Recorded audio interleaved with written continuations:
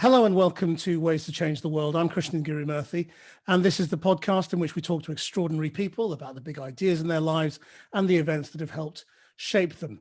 My guest this week was a foreign correspondent for decades. He was well known as the diplomatic editor and foreign editor of Sky News, but then he mysteriously left and decided to start a new career as an author, which was almost instantly hugely successful because he wrote a book called Prisoners of Geography, which became a huge bestseller and sold around 1 million copies all around the world. He's now back with another one called The Power of Geography, 10 maps that reveal the future of our world. And it examines countries, well, it starts with Australia, includes the United Kingdom, the Sahel, Spain, and ends appropriately enough with space. Tim, welcome. Thank you, Krishnan. What an introduction. I'll try and live up to most of it. Some of it. Well, look, I mean, the United Kingdom is chapter 4 in your book, but I think we should probably start with it as at least it will be familiar to most of our listeners. What is the starting point for writing the book in this way that looks at geography? The starting point, it will sound perhaps obvious, but I think it's one of those many obvious things that it's only obvious when you think about it. The starting point of any country story is its location. Where does its rivers flow? In which direction do they flow? Do they flow straight towards the sea? Where is the big river border? Where is the mountain range that cuts you off from your neighbor? Is that a good thing or a bad thing? Do you have an indented coastline? An indented coastline allows you to have a deep water port, etc., etc. And if you don't factor those things in, if that isn't your starting point, let's say of 3, but I think it's the first one, and you then place alongside it the history that you learn about the country, and then the current politics, and they all complement each other. So that's where I start pretty much everything in these books from. And do you think geography is as important to current events as it has been in history? Absolutely. It simply changes with technology mostly. To give you an example, hypersonic missiles. They're coming at us very fast. People said that cruise missiles made geography irrelevant because it collapsed everything, but it didn't. If you launch a cruise missile, you have to launch it from somewhere, and your opponent has to know where it's from and where to base their radar and where to track it and where to try and hit back at it, etc., etc. Hypersonic missiles just takes that another level. Very hard to hit a hypersonic missile, doesn't fly in an arc, so you don't even know where it's supposed to land. So the next stage will be the geography of space, and you will put killer satellites above them, able to go down. That's still geography. That's the high cutting edge. Another example, Ethiopia and Egypt. Egypt relies on Ethiopia for its water out of the Blue Nile. No river, no Egypt. No water, no Egypt. And so the building of the Grand Renaissance Dam in Ethiopia puts Ethiopia's hand on that tap. So it is every bit as vital now as it was when the great Egyptians and the Greeks were writing about it 2,000, 3,000, 4,000 years ago. I mean, people thought geopolitics had kind of ended for a while, didn't they? Yes. I mean, it's all tied up with this end of history concept, which was not taken out of context, as a lot of people think. When you look at things like trade, 85% of the world's trade still moves by water. So are the sea lanes not as important as they ever were? Did we not find out just a couple of weeks ago when the Suez Canal was blocked just how important geography is? $100 million worth at least. That's what that one was worth, and a lot more. China's foreign policy, to a great extent, is based on the Malacca Straits and their fear of the Malacca Straits ever being closed. And their foreign policy is based on getting past what's called the first island chain, so that nobody can close the Malacca Strait to them because it would ruin their economy, etc., etc. You give me any country in the world, and assuming I've read about it or know something about it, there will be one of those examples. So if you start with Britain, I mean, what you do in each chapter is sort of do a sort of a potted geography and history that sort of brings us up to date. So I mean, how do you explain Britain in geography? That it's in a pretty good location. It was and it still is. Direct access to the sea lanes. That's brilliant. If you contrast that with Russia, which has to get through the Arctic ice pack to get into the sea lanes, or through the Baltic Sea, past about 9 NATO nations and through the Skagerrak Strait, Denmark, to get to the open sea, or come out of the Black Sea, which is enclosed, of course. You have to ask Turkey if you want to come out into the Aegean, the Med, and then the Atlantic. Britain's in a pretty good place. First thing. Second thing, indented shorelines, big deep water ports allow you to do global trade. If you haven't got a big deep water port, you can't get a big ship in. The rivers run a fairly long way inland. Look at the Thames, 30 miles from the sea. Fast forward a little bit, and you get to big navies. Oak trees. Not only is it one of the best woods for making a warship out of, because it's a really hard wood, but we've got loads of it. That's one of the reasons that allowed Britain to build its fleet. Come more up to date, what do you need in the new age? Coal. Well, look at what the Britain has got, coal. Okay, so now you could argue, well, second tier power, how do they survive as a second tier power? Well, they're still in the same location with direct access to the sea lanes, still got the indented ports, the decent rivers, the good transport system. Wind power we can make a good fist of it. Solar power, not so much, but we're still in a good place. I don't want to take sides in Brexit or anything, but I'm not a doom merchant when it comes to Brexit. I'm not even making a case for or against Brexit. I'm simply saying that one of the things that will allow Britain to still compete at the high level is its geography and its location, and then layering on its history and its politics. Of course, to make a good fist of it, you've got to get your politics and your economics right. But what we're not doing is starting from a poor position. I mean, if you mention Brexit, I mean, how differently do you think the calculation is about how Britain will fare post-Brexit when Europe is a very different entity to what it was 50 years ago and is much more like one country than several? That has been the case for a couple of decades. I think it has at the very least peaked. There is a complete lack of unity in the European Union. Now, I think it is fracturing. I think it'll hold together, but I think it's fracturing. I think ever closer union is dead. That's more of the politics, but on the economics and the big picture, the UK still has to deal with the EU as a monolith, and its purchasing power, of course, is massive. It makes it a huge player, and that puts Britain at a disadvantage if it wants to get decent trade, which is why they've got to get the politics right. But I don't think the EU is what it was. I don't think it'll ever be a military power. I think its fragmentation has seriously weakened both its soft power and its economics. And I also think it's a great shame because I think the European Union is a very good idea if they do what they're supposed to do and get things right and don't mess it up the way they have with COVID. But before Britain did business with Europe, if you like, in terms of the EEC and then the European Union, Britain had an empire, and that doesn't exist anymore, really. So what, how much of a difference does that make? It makes it harder. It means you've got to go out there, and instead of basically robbing the place blind, is what we used to do, you have to go and do trade on an equal basis. But the trade's there to be done. I mean, nobody talks about Japan as a failing power. I mean, it used to have an empire.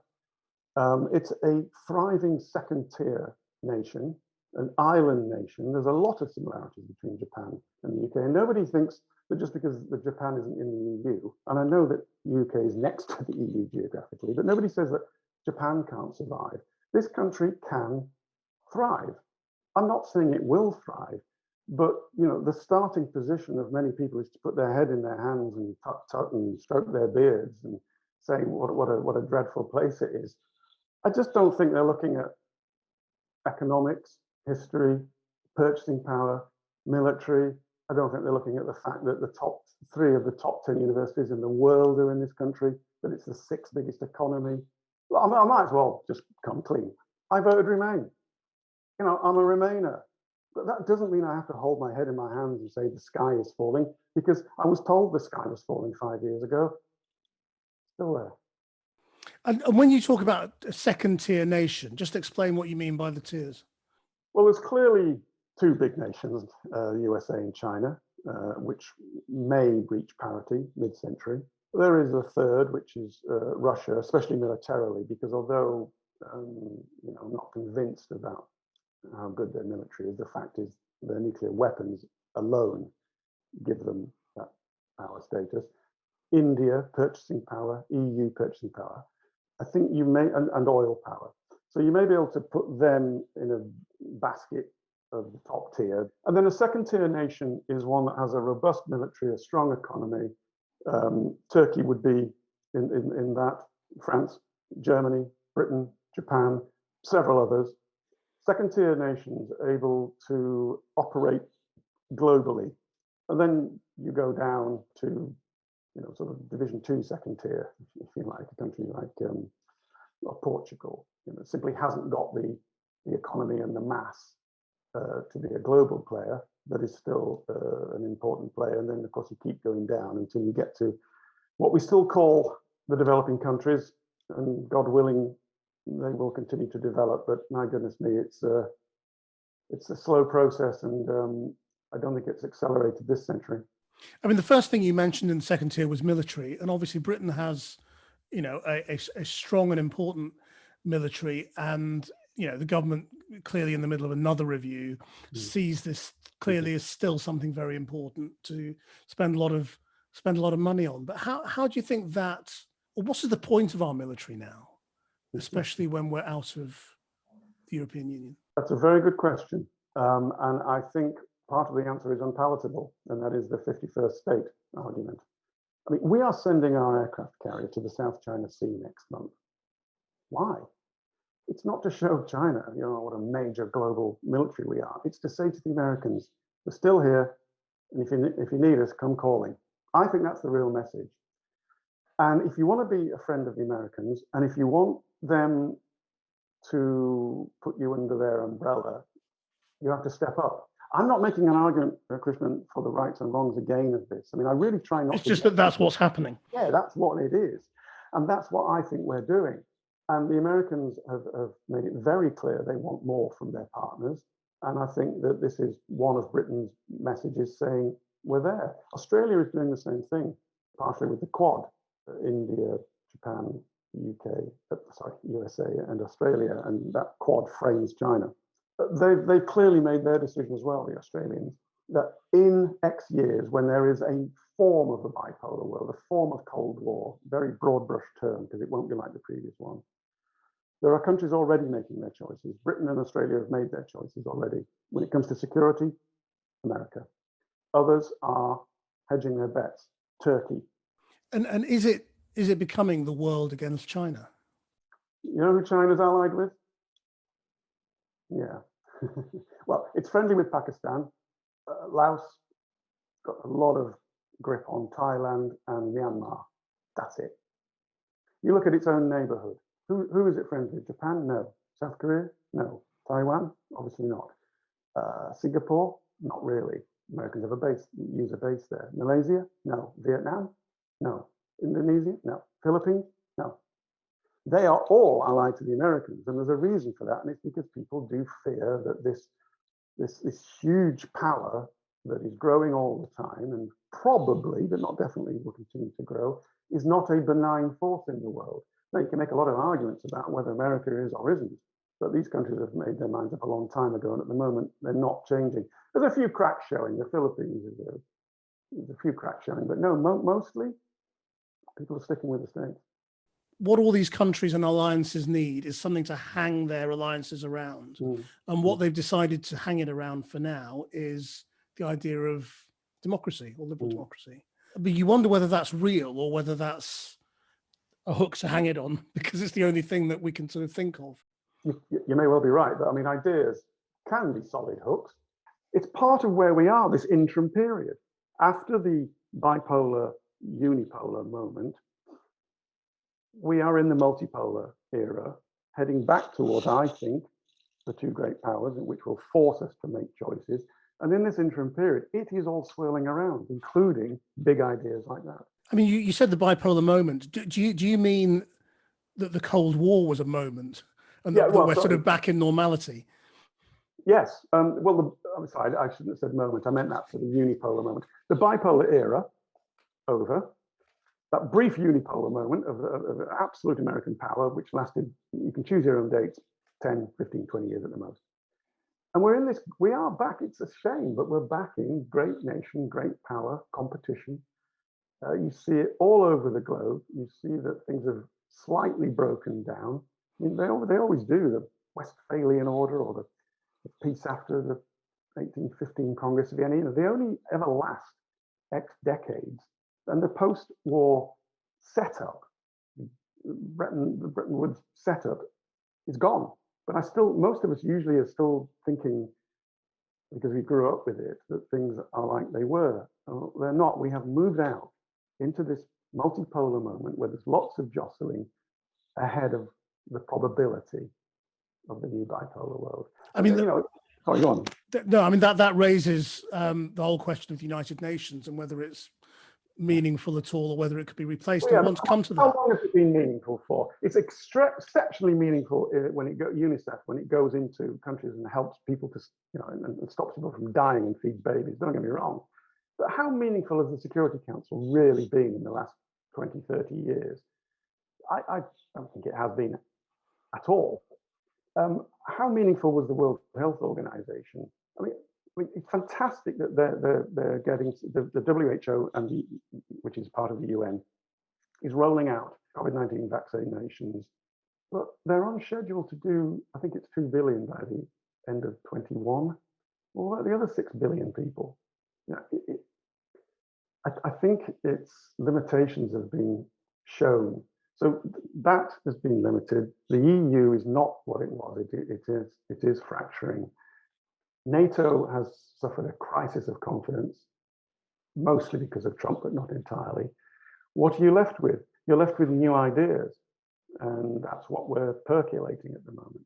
And do you think there could be a new world organization, or do you think we're in the world of seeing whether the D10 can mean anything, or smaller groups? Well, sadly, I'm not predicting a third world war. That's not sadly, that's really good news. But we know what the League of Nations came out of, and we know what the UN came out of. I think it would take a catastrophe of that level for us to say, right, start again. I think we will still continue to tinker around the edges. But come on, I mean, the UN, 5 nations in the P5. Where's India? Where's Brazil? Who represents Latin America? Oh yeah, you get a year on the lower council. It's just not fit for the 21st century, but it's too difficult to completely overhaul. So we will carry on, and people will do things out with the UN. Given everything you've seen as a correspondent, and Yugoslavia and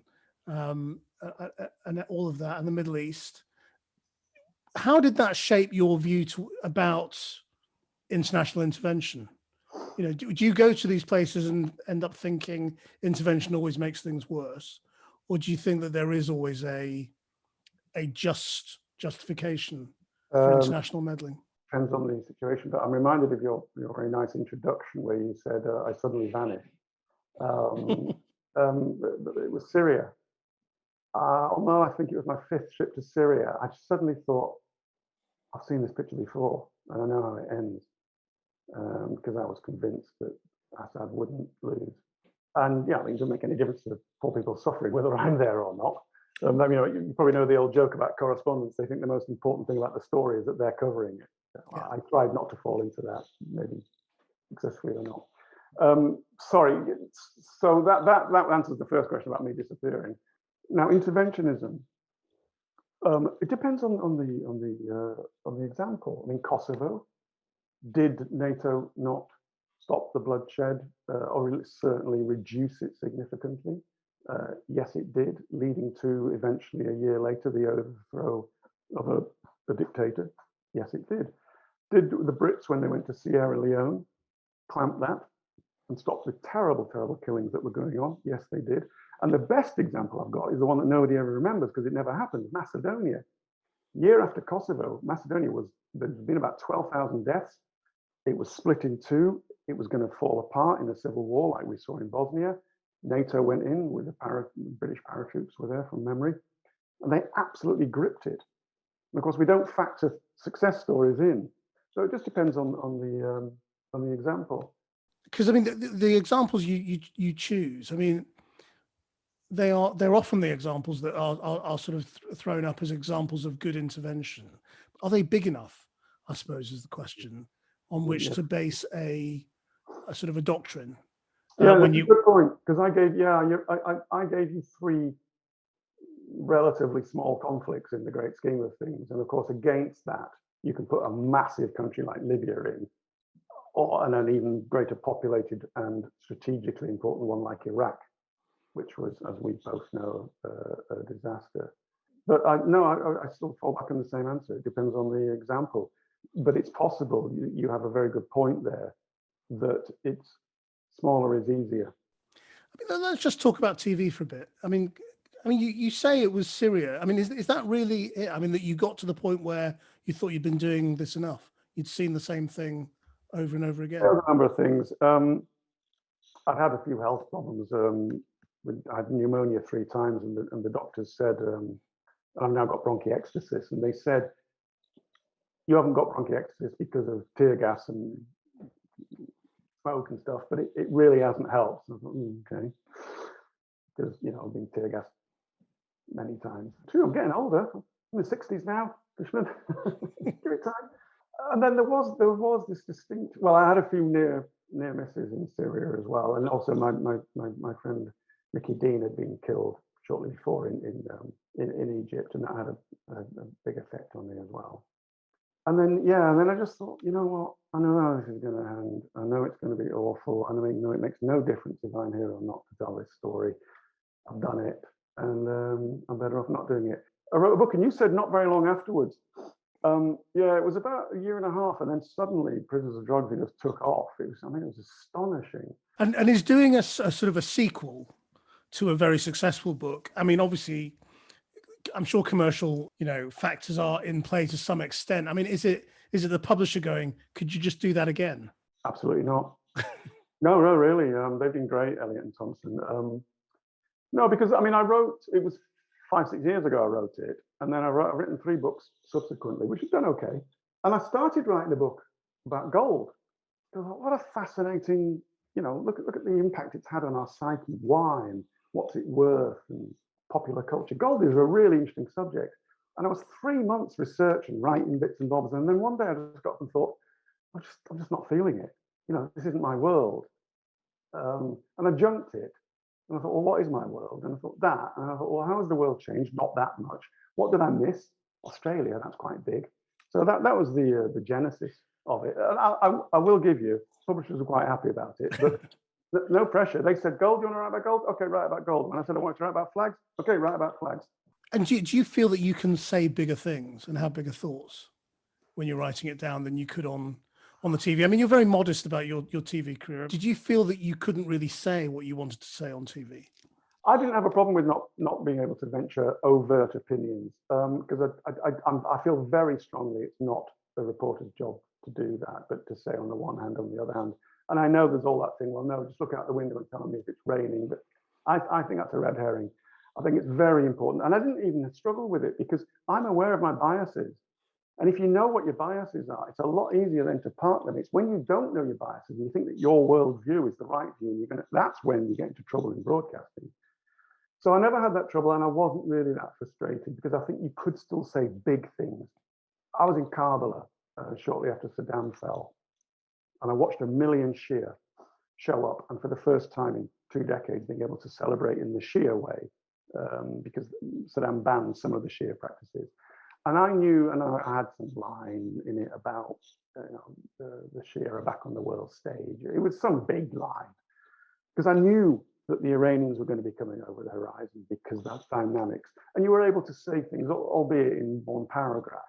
I am slightly liberated, yes, now that now I do feel unencumbered, and that I can venture some opinions. And yeah, that is quite liberating, but I still do a bit of on the one hand, on the other hand.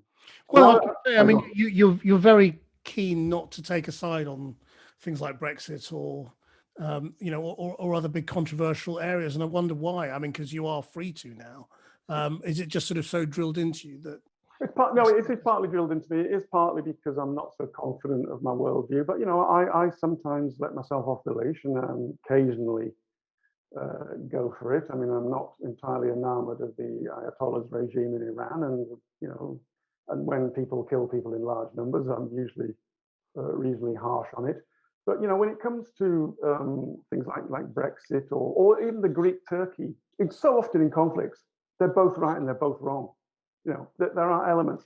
Now, you end the book in space. So is space literally the final frontier? In our lifetimes and the generations to come, yeah, we're already up there. There's already serious competition in the satellite belt. The Russians have already tested a killer satellite.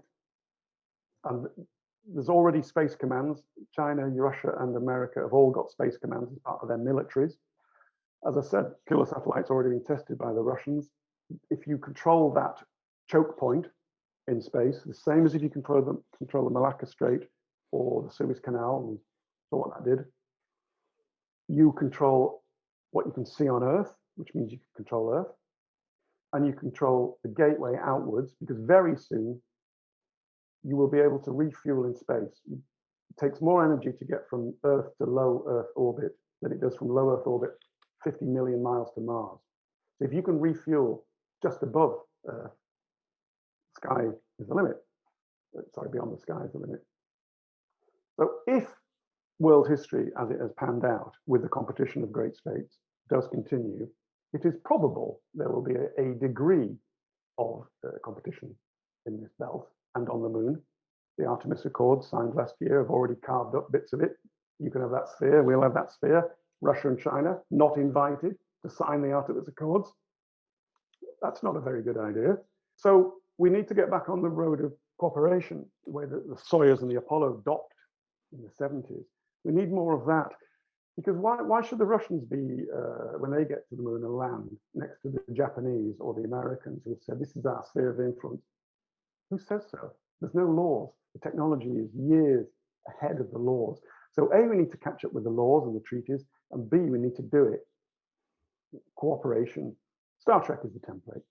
Well, I mean, having looked at all this, you get to our end question, which is, if you could change the world anyway, what would you do? And we could look at this in all sorts of different ways, I suppose, because you could look at it geographically, or any way you want.